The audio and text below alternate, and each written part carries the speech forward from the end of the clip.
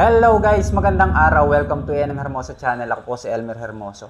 Nandito po tayo ngayon sa ating video para po mag-unboxing at review nito pong nabili po natin online na amplifier. Kasi meron po tayong natatambak na speaker ay hindi po natin nagagamit at dahil wala po tayong amplifier. So ito po, bumili po ako nito. Ito po, ang halaga po ay 703 pesos.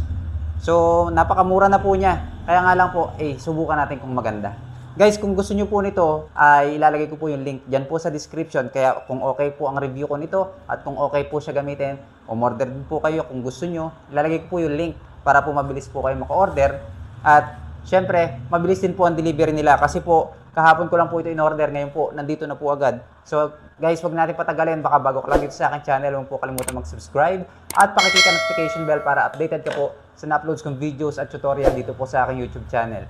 Guys, buksan na natin. So ayan guys, maganda naman yung balot nila at nakakatuwa kasi napakabilis ng delivery nila. One day lang, kahapon ko ng umaga in order and then bago magtanghali, nandito na po agad sa bahay. Okay, pagkatapos natin open, yan po siya. Ganyan kaliit yung box niya. Ito lang oh. Pero medyo mabigat siya.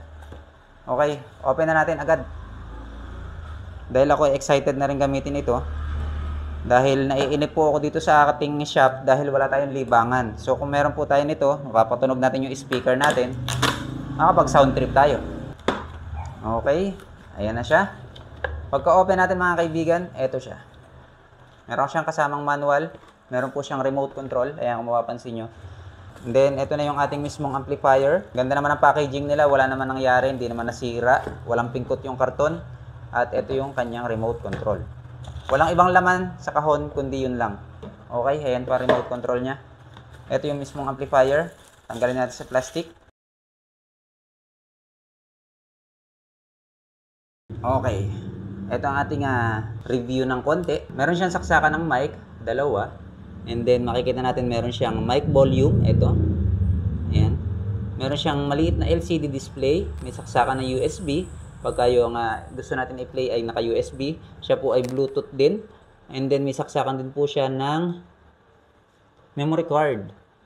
Then meron siyang play button, previous button, next, input. And then ito po yung ating master volume. Meron po tayong treble, bass at echo para po sa ating microphone. Meron po tayong professional audio system. Ito po ang nagustuhan ko dito. Sana gumagana. Kasi gusto ko pong nakakapag-adjust ako kung gaano kalakas yung kanta or gaano kahina. Gusto ko po kasi medyo mahina yung kanta compare sa tunog. Dito naman tayo sa likuran mga kaibigan.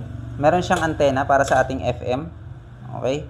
Ayan, meron din siyang DC 12 volts input. Kung gusto nyo pong gamitin to sa inyong mga sasakyan, pwede po siyang gamiting amplifier doon kasi meron po siyang saksakan ng 12 volts.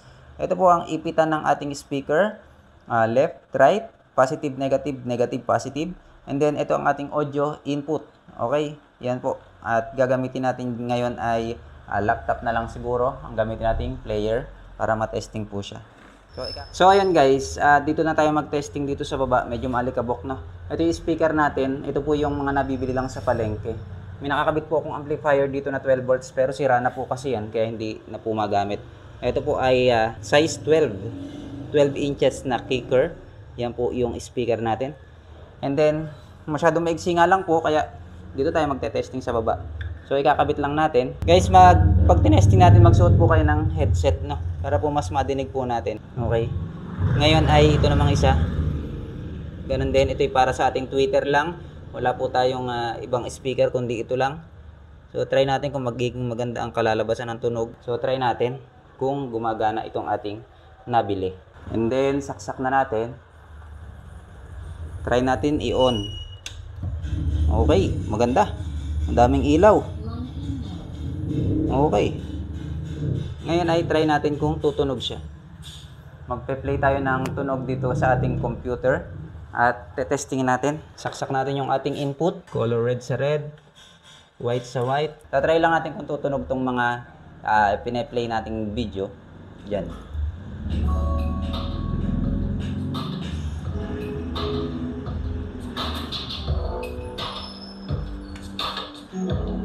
Okay, yun yung tunog niya. Adjust natin yung pwede i-adjust. Mayroong adjustan pa ng bass.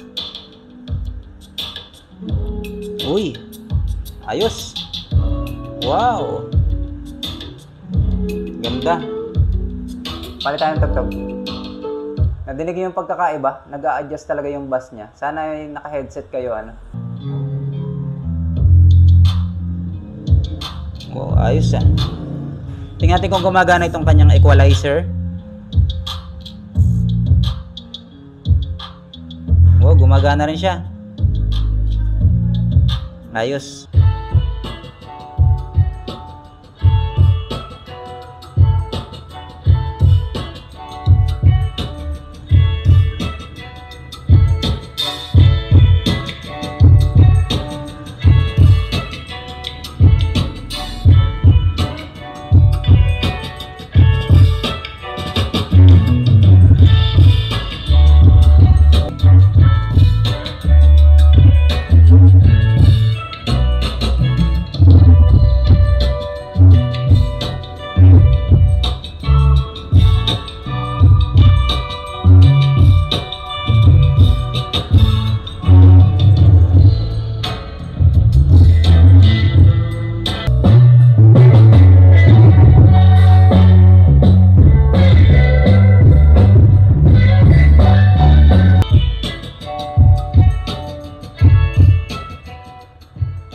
So ayun guys, happy ako sa kanya kasi 700 pesos, okay na okay